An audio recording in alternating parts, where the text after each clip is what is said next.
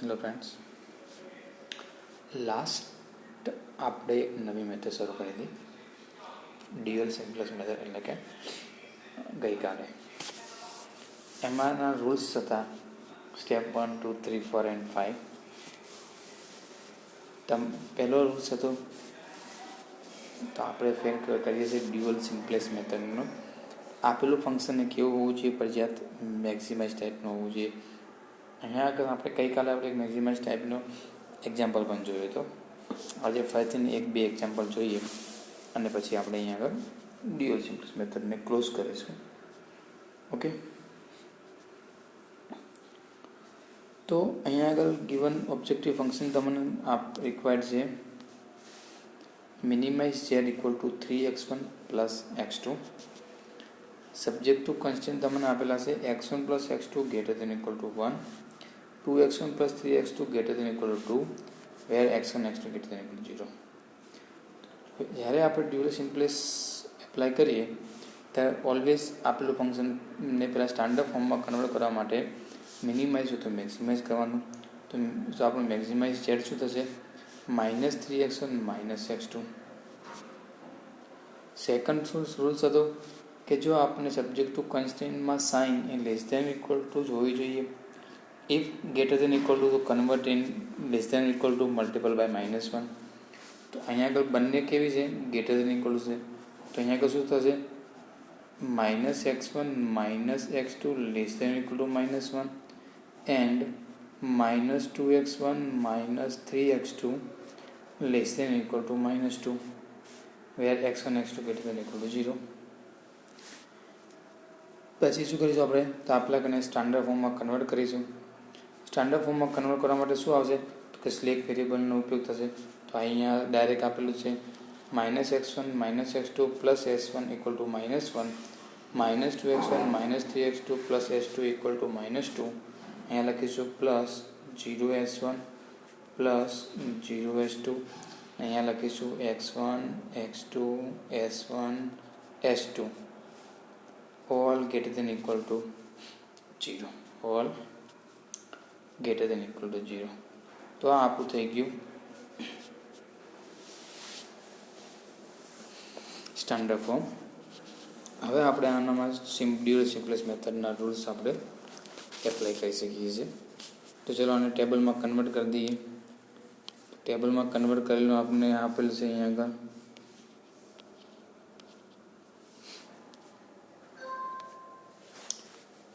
બે subject of concern છે, તો 2 જ રો મળશે.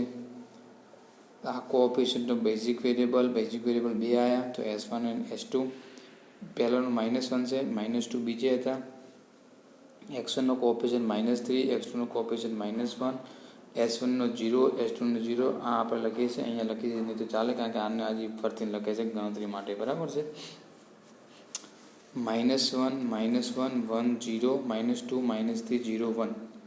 ફર્સ્ટ ફાઇન્ડ કરીશું zj. તો -1 ઇન્ટુ 0 પ્લસ -2 ઇન્ટુ 0 એટલે કે 0. અહીંયા આગળ જો કોઓફિશિયન્ટનો બેઝિક વેરિયેબલ 0 હોય તો બધા zj ઓલવેઝ શું આવે? 0 જ આવે છે, તે આપણે જાણીએ છીએ.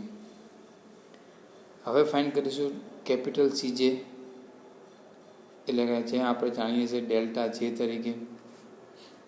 તો cj માઇનસ zj એટલે કે -3 -0 એટલે -3 -1 -0 એટલે -1 0 -0 0 0 0.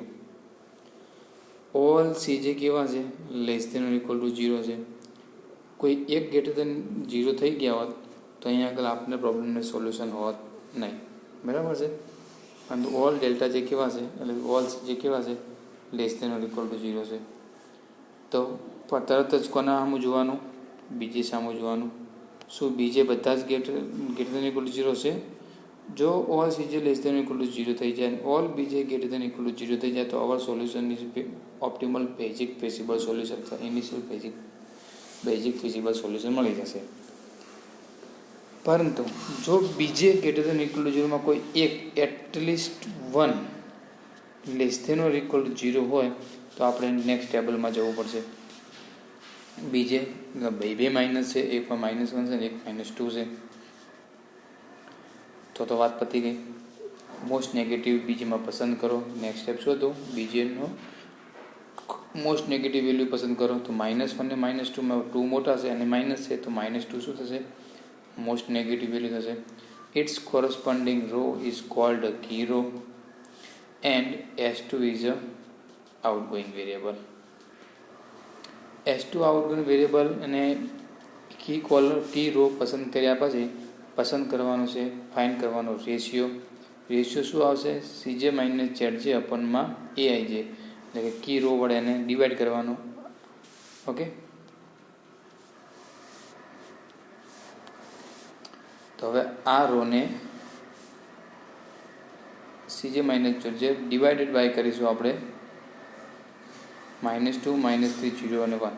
તો અહીંયા આગળ આપણે ખાસ ધ્યાન રાખીશું, જે ડિવાઈડ કરીએ ત્યાં આગળ બીજેની તરત જ આપણે જોવાનું કે બીજે જે રો મળી આપણને એ રોના બધા જ વેલ્યુ પોઝિટિવ છે. જો પોઝિટિવ હોય તો this problem has no solution. પરંતુ ઓછામાં ઓછા જો એક વેલ્યુ નેગેટિવ હોય તો જ રેશિયો ફાઇન્ડ કરવાનો, અને રેશિયો એ નેગેટિવમાં જ ફાઇન્ડ કરવાનો. બરાબર છે? તો અહીંયા આગળ -2 છે, તો અહીંયા આગળ -3 છે, -3/2, -3 -2 એટલે કે 3/2 આવશે.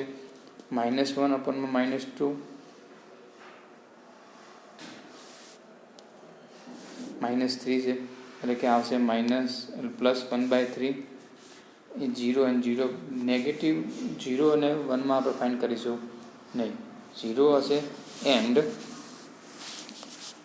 પોઝિટિવ હોય તો ત્યાં આગળ એક પોઈન્ટ આગળ રેશિયો ફાઇન્ડ કરીશું. આને ફેડ કર્યો છે ત્યાં આગળ તમે ડેશ લખી શકો છો. જેમ આપણે સિમ્પલેસ્ટ મેથડમાં નેગેટિવ અને 0માં ફાઇન્ડ નહોતા કરતા એ જ રીતે અહીંયા આગળ 0 અને પોઝિટિવમાં રેશિયો ફાઇન્ડ નહીં કરવાનો. આવી ગયો રેશિયો આપણને. તો આ રેશિયોમાં મિનિમમ રેશિયો ફાઇન્ડ કરો. મિનિમમ રેશિયો કોણ છે? 3/2, 1/3, તો always 1/3. Its corresponding column is called key column. Common element કોણ મળ્યો? તો કે -3. એને શું બનાવો? 1 બનાવો. એને 1 બનાવવા માટે શું કરવું પડશે? તો -3 વડે ડિવાઈડ કરવા પડશે. ઓકે, તો -2/-3 એટલે કે 2/3. -2 અપોનમાં -3 એટલે કે 2/3. -3 અપોનમાં 3 = 1. 0 અપોનમાં 3 એટલે કે 0. 1 અપોનમાં -3 એટલે કે -1/3. આ તો કેન્સલ છે. બરાબર છે? ઓકે, અહીંયા 1 મળી ગયું. તો એને ઉપરની એલિમેન્ટમાં 0 બનાવવા માટે શું કરવું પડશે? તો આ એલિમેન્ટને -8 વડે ગુણીને આમાં ઉમેરી દઈએ, એટલે કે માઇનસને એમને એમ જ એડ કરી દઈએ. બરાબર છે? તો કે આ રો જે નવી મળી એ રોને આ રોમાં એડ કરી દઈએ એટલે સીધો આપણો આન્સર મળી જશે. તો કે -1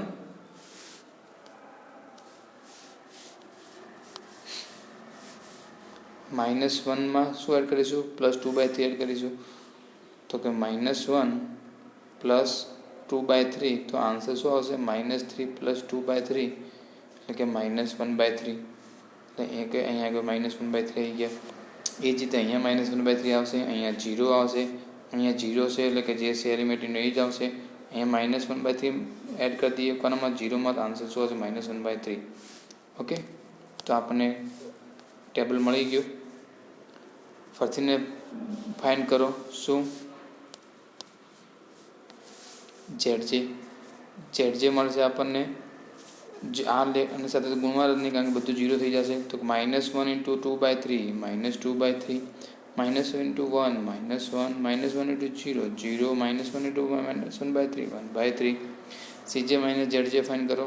તો -3 -2/3 એટલે કે -7/3. -1 -1 એટલે કે 0, 0 - 0 0, 0 - 1/3 -1/3. CJ - ZJ એટલે કે CJ ઓલ CJ કેવા છે? તો <<0 છે. ભણી ગયા?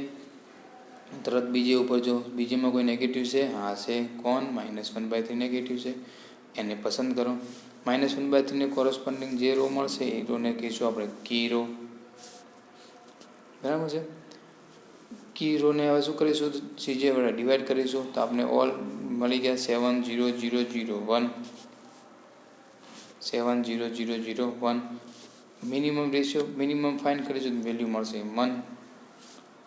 ફરીને કોરસ્પોન્ડિંગ એલિમેન્ટ શું મળે? S2 is a incoming variable and -1/3 is a key element.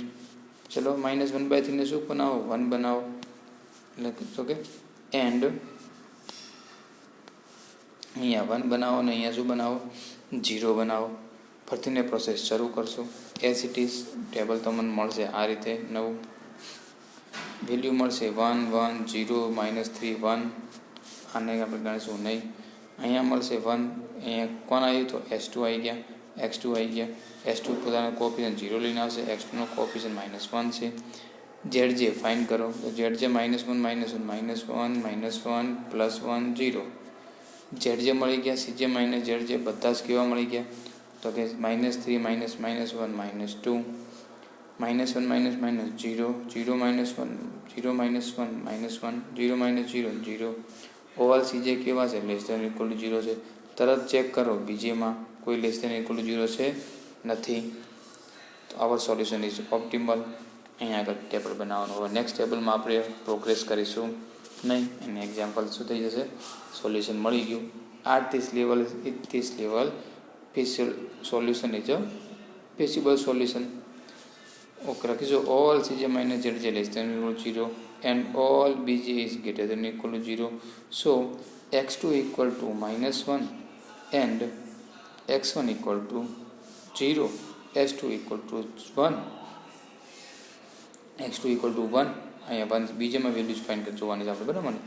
s2 = 1 s2 = 1 x1 = 0 and s1 = 0. Put કરી દો આપેલા ઓબ્જેક્ટિવ ફંક્શનમાં. તો ઓબ્જેક્ટિવ ફંક્શન શોધો. -3x1 -x2 -3x1 0 -x2 x2ની value 1 તો -1 આન્સર આવશે. તો મેક્સિમમ -1 હતું તો મિનિમમ શું થઈ ગયું? 1. તો our basic feasible solution minimum objective function value 1 and x2 = 1 x1 =